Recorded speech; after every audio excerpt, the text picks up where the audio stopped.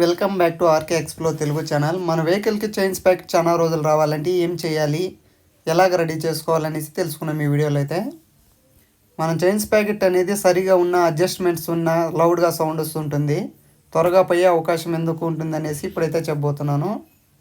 మన వెహికల్కి రన్నింగ్లో పోతున్నప్పుడు ఆయిల్ యూజ్ చేసినప్పుడు ఆయిల్లో రన్నింగ్లో పోతున్నప్పుడు వెహికల్లోకి డస్ట్ అనేది పోయి అలాగే ఉండిపోతుంది. అలా ఉన్నప్పుడు చాలా రోజుల తర్వాత మనం ఆయిల్ యూజ్ చేయకుండా క్లీన్ చేయకుండా ఉంటే అలాగనే లింక్స్ అనేవి హార్డ్ అయిపోతాయి. హార్డ్ అంటే అవి ఫ్రీగా మూవ్ కాకుండా అయిపోతాయి.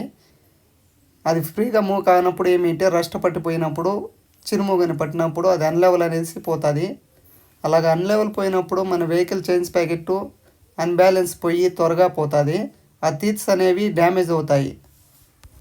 అలాగా డ్యామేజ్ అయినప్పుడు మన వెహికల్కి చైన్ స్పాకెట్ అనేది త్వరగా పోతుంది. చాలామంది ఏమిటి సర్వీస్ చేయనప్పుడు ఆయిల్ అప్పుడు మాత్రమే చైన్ స్పాకెట్ని క్లీన్ చేస్తారు, రెడీ చేసుకుంటారు.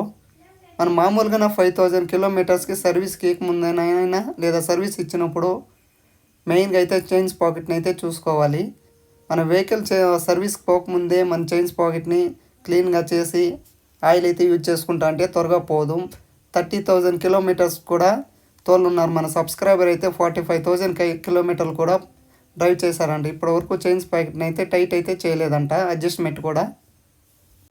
ఈ వీడియో చూస్తున్న ప్రతి ఒక్కరూ మన ఛానల్లో వ్యూస్ అంతా ఎక్కువగానే పోతున్నాయి. ఈ వీడియో చూస్తున్న వారంతా 2 వీలర్ వెహికల్స్ ఉంటే ఇలాగైతే మెయింటైన్ చేసుకోండి, మీకే మనీ అనేది సేవ్ అవుతుంది. చైన్ స్పాకెట్ అనేది త్వరగా పోదు, దాంతోపాటుగా మనకి వెహికల్ అనేది స్మూత్గా ఉంటుంది. ఇలాంటి వీడియోస్ కోసం మన ఆర్కే ఎక్స్ప్లో తెలుగు ఛానల్ని సబ్స్క్రైబ్ చేయండి, షేర్ చేయండి, లైక్ చేయండి.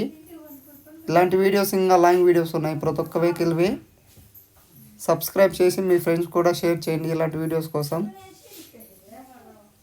కామెంట్ సెక్షన్లో కామెంట్ చేయండి ఇలాంటి వీడియోస్ కోసం ఇంకా ఏదైనా చేయాలంటే, లేదంటే ఎలాగైనా ప్రాబ్లం రెక్టిఫై చేయాలంటే.